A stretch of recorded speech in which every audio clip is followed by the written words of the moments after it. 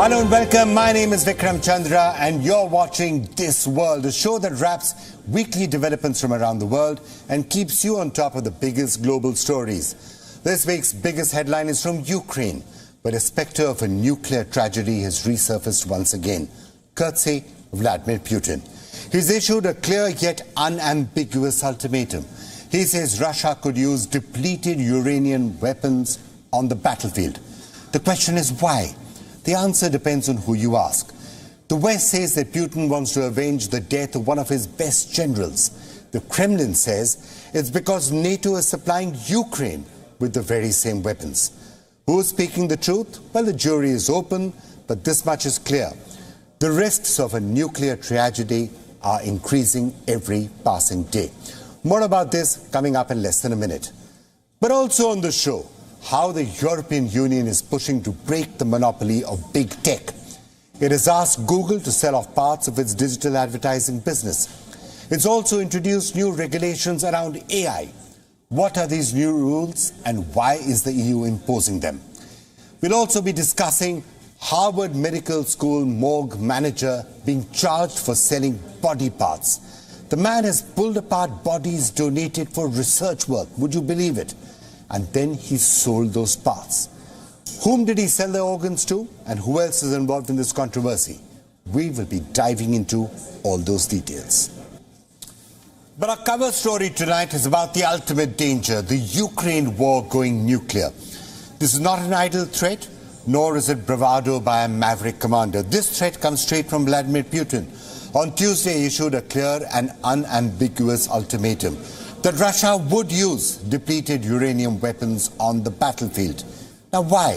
Why would Putin do this? If you ask the NATO and the West, they will tell you that Putin wants to avenge the death of one of his best generals, Sergei Goryshev, the chief of staff of the 35th Combined Arms Army. He was reportedly killed by a Ukrainian missile strike during Kiev's counteroffensive in Zaporizhia. Now his death is a major blow to the Kremlin. The West says that Putin will not allow this wound to Russia's military ego go unanswered, and the Russian army could use weapons with depleted uranium in Ukraine.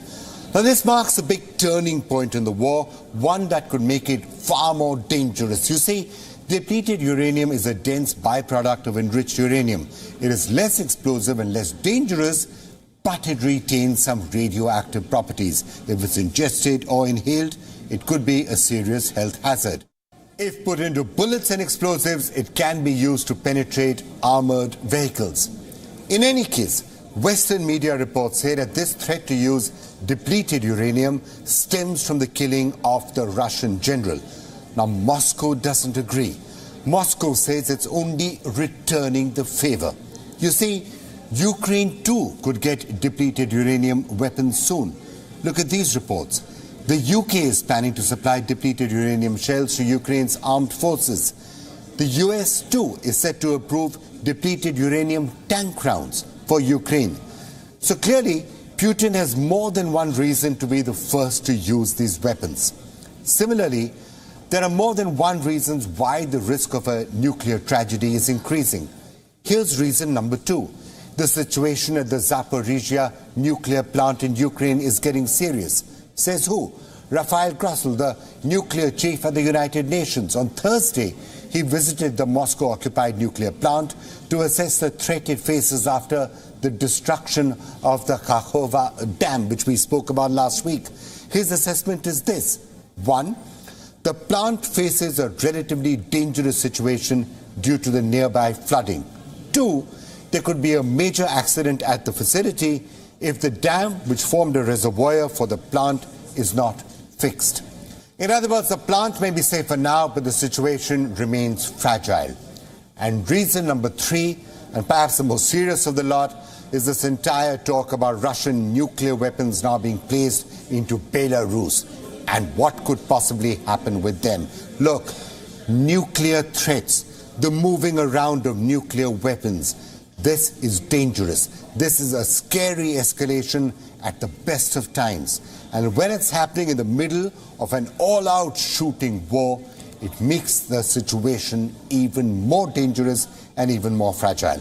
And frankly, what's making this entire situation even more fragile is Ukraine's ongoing counteroffensive. It's picking pace every minute. This week, Ukraine says it liberated 4 villages in the country's southeast. This was the first yet modest victory in its counteroffensive. So which villages does Ukraine say it has liberated? Well, there's Blahodatne, there's Neskuchne, there's Makaruvka, and there's Storozheve. They are all located in the Donetsk region. Here's a map of the entire region. That's what where Ukraine says it has made some gains. Now, what does Russia have to say about this? Well, quite interestingly, nothing at all. Moscow is yet to confirm the fall of any of these villages. Instead, it's speaking of repelling Ukraine assaults in the region. Look at this report. Moscow claims that it has repelled Ukrainian counteroffensives in the Donetsk and the Zaporizhia regions. How? By hitting targets with sea-launched high-precision missile strikes.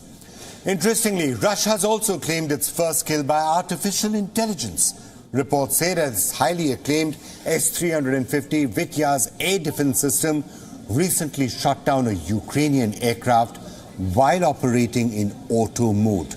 Now, this would be an unprecedented and an extraordinary feat. An air defense system destroying an aircraft without any operator intervention.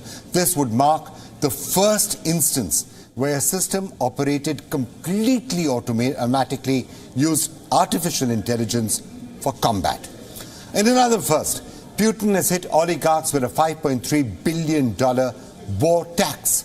The proposed levy was outlined in a bill introduced on Tuesday, and under this bill, Russian businesses making profits of more than 1 billion rubles a year will have to pay a one-off tax up to 10% of their total gains. On the face of it, this move may seem arbitrary, but Russian media reports claim that the oligarchs themselves came up with the idea.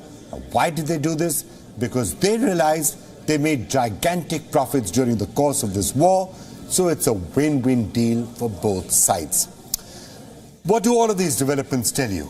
That as Ukraine's counteroffensive gains strength, if it gains strength, so does Vladimir Putin's determination to counter this. Now, he's taking control of mercenary groups, he's planning to use depleted Uranian weapons, he's increasing the budget for this war, and he's unleashing AI to down aircraft. In a nutshell, he's going all out to ensure that Kiev's advances fail.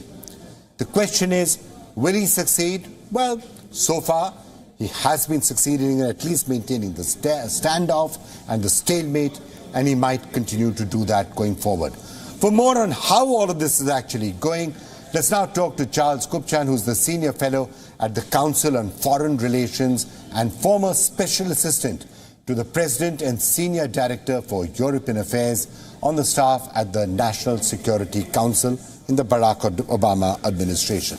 Thank you so much for joining us. Just wanted to get your sense of what's actually happening in Ukraine, especially with that counter-offensive. Many reports coming out on whether it's been successful or not and how successful it's been. What are you being able to pick up? Well, I think it's way too early to make any judgments about how the offensive will go. This is an offensive operation that will likely run for months, maybe years. It's very difficult to say. But it's clear that in the various locations that the Ukrainians have tried to punch through Russian defenses, they have not yet made a great deal of progress. They are running into minefields.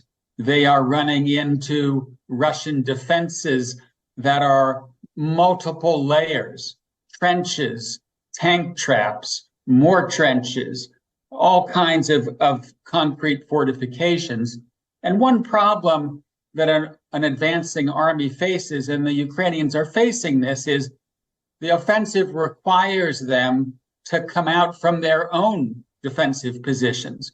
It's easier to hit them when they're out in the open, when they're massing for an armored breakthrough. And I think that's one of the reasons that we've begun to see fairly substantial Ukrainian casualties. We're just trying to look at the possible black swan events that could come into this and make a change one way or the other. We've been hearing all that discussion about what could happen on the nuclear front with depleted uranium or, Belarus and what's happening out of there, possible escalation. We've also been hearing possibly about what's happening with the Wagner group, with Prigozhin, with his relationship with the Russian leadership. What do you think could happen to make a dramatic change one way or the other? I haven't yet seen any sign that Putin is in trouble, that is to say, could face a real domestic threat to his regime. Public support for the war continues to run high. As far as we know, the security apparatus, the key decision makers around Putin are standing by him, in part because he successfully built a patronage system. Their livelihood, their power, their influence all stems from Vladimir Putin, and that makes it hard for them to go anywhere. So that I would say that the real black swans in my mind are China. Is China going to start arming Russia, which in my mind is a real possibility if Russia begins to lose and if Ukraine looks like it is posing a real prospect of taking back all of its territory? Escalation is also out there. There's talk the last few days about Putin moving nuclear weapons to Belarus. That hasn't been confirmed, but who knows where this war could go. We've seen dangerous moments. We've seen missiles land in Poland. We've seen Russian fighters force down a U.S. drone. We've seen drones attack the Kremlin. This is a war that has the potential for escalation. All right, Mr. Kripchen, thank you so much for joining us with that. Thank you. Moving to our next story, EU regulators are pushing to break the monopoly of big technology. They've apparently asked Google to sell off some of its digital advertising business. By doing this, EU has targeted one of Google's most important revenue drivers. This is a part of its sweeping antitrust complaint against the search giant. So what is the EU furious about? It says that Google is abusing its dominant position in online ad sales. It says it favors its tech services to the point that it affects its competitors. Let me just break this down for you. Google's flagship service is its search engine, but its main source of revenue is online advertising. Number one, it sells advertising space on its own website and apps. And number two, it mediates between the advertisers who want to place their ads online and publishers who provide this space. So that's the two things that Google does. That these advertisers and publishers rely on ad tech industry tools for putting out their ads. Basically, the tools that Google provides. The EU says that Google has been misusing these tools for its own advantage. It says that Google is present at all the levels of the ad tech supply chain. The search giant provides technology that enables data collection, ad buying, and publishing as well. Simply put, it has a monopoly in digital advertising. And not only does this harm Google's competitors, but also publishers' interests. It also increases the cost for advertisers. That's why EU has asked Google to sell parts of its advertising business.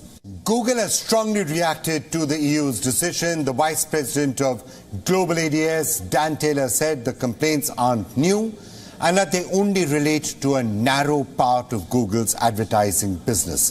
The EU case, of course, further adds to Google's regulatory headaches. The company is already battling multiple antitrust cases around the globe. Its vast empire of online ads, search and app stores has been in the crosshairs of regulators for a while now. But the EU, interestingly, is not just calling out Google. It's also trying to regulate artificial intelligence. It has also adopted a landmark AI Act. This act aims to ban systems that pose unacceptable risks to society. It puts in place greater privacy standards, stricter transparency laws, and steeper fines for failing to cooperate. This comes weeks after OpenAI CEO Sam Altman asked for global regulation of artificial intelligence. And in another indication that it's not just Google that is in the crosshairs, in April this year, EU set a deadline for 19 tech giants to comply with its new set of regulations on content. This included Google, but also Meta, Twitter, Amazon, Bing, and TikTok. The rules known as the Digital Services Act, or the DSA, came into force late last year. They require tech firms to reduce harm online, to introduce protections for user rights, and to impose new transparency and accountability requirements on digital platforms. The firms have until August the 25th to put these rules into effect. So, lots of regulation coming and lots of regulation at the EU end. And for more on that, we're now being joined by Luciano Faridi, who's the founding director of the Yale Center for Digital Ethics. He's also professor of cognitive science at Yale University. Professor Faridi, thank you so much for joining us. These steps that we are now starting to hear about, regulate big tech monopolies, do something to break them up. We've been speaking about this for a long time. Do you think it's now moving, it's now actually getting some teeth and moving forward? I think so. I think you're right. The time has come for some bills, some local legislations, global agreements to become actual law and start becoming something that companies will have to comply with. The typical, perhaps more visible example is the European legislation, but there are literally tens and tens of bills and laws all over the place, from state-based regulation in the United States, imagine California, Illinois, all the way to enormous, gigantic presence, imagine India, Brazil, Australia, who are moving towards a firm legislation. So there are two different types of regulations that will probably be coming, right? One is tech monopolies and the economic power that they wield. That is one set of regulations. And the other is new technologies are coming which can be misused, like AI and others, and those need to be regulated. So two different types of technologies that we're going to be, two different types of regulations that we're going to be seeing a lot of. Well, that's the danger of a fragmented approach to regulation. I think we will see some extra time internationally spent on making sure that that fragmentation that you mentioned doesn't happen, and especially that companies all over the world have a clear indication, a clear signal of what is right and wrong. Let me add one point from a sort of industry-related perspective. Companies may not like regulation, but they dislike more uncertainty or fragmentation. Imagine an international company that has to do X and Y and Z, depending on whether it's in this country, in that country, in the European Union, in India, in China, in the United States. Well, clearly that is a scenario that the company does not want to see. So I think that the companies in the long run will welcome international regulations more than fragmented and ad hoc, specific rules that will make their life much more difficult. All right, sir. Well, thank you so much for joining us with that perspective. As I said, early stages, I guess there's a lot that's going to be happening in the years ahead. Thank you for being with us. Now, a really, really horrible crime. Think of an employee stealing parts of a human body and then selling it. Think of that employee working in one of the most respected institutions on the planet. This is not fiction. We are talking about a real incident. We are telling you about the acts of a morgue manager at the Harvard Medical School. Reports say that the man was stealing, selling, and shipping human body parts. These were body parts meant for research work, donated by people for research work. How could somebody possibly sell those body parts? How could the man get away with such a stunt? Let's get into the details now. The man in question is 55-year-old Cedric Lodge. The former morgue manager used to deal with human remains. These are body parts donated to the school for educational purposes, for research. But Lodge has been charged with conspiracy and transport of stolen goods. So what happened? What did the man do with the bodies? Well, he was caught stealing parts of the donated cadavers. The body parts included heads, brains, bones, and even the skin. Lodge transported these parts to his residence in New Hampshire. Reports say that he conspired with his wife to sell these body parts. Authorities have found two buyers, Katrina McLean and Joshua Taylor. both of whom have been charged under illicit trade. Reports say that McLean sold the stolen parts in her shop. She's accused of selling the parts in multiple states. McLean even sold human skin to a man in Pennsylvania who, believe it or not, later used it to create leather. McLean was charged with transporting stolen goods within and outside state lines. Although the maximum sentence can be up to 10 years, she was let go since it's a non-violent offense. Reports say she will soon be called to court in Pennsylvania. Now let's remind you, Cedric Lodge is not new to this horrendous trade. Authorities say he was selling body parts since 2018, sometimes through the US Postal Service. Now this may sound unbelievable, but Lodge brought his buyers inside the school to choose the remains. He displayed body parts and let buyers select what they liked. How much did Lodge earn from this absolutely ghastly trade? But for starters, one buyer paid $37,000 for a cadaver parts. In 2020, Lodge was paid $200 for selling human brains. In 2019, prosecutors say that Lodge received $1,000 and the memo said head number 7. So what are the reactions to this incident? The police is left horror-struck and says that some crimes defy understanding. And you can say that again.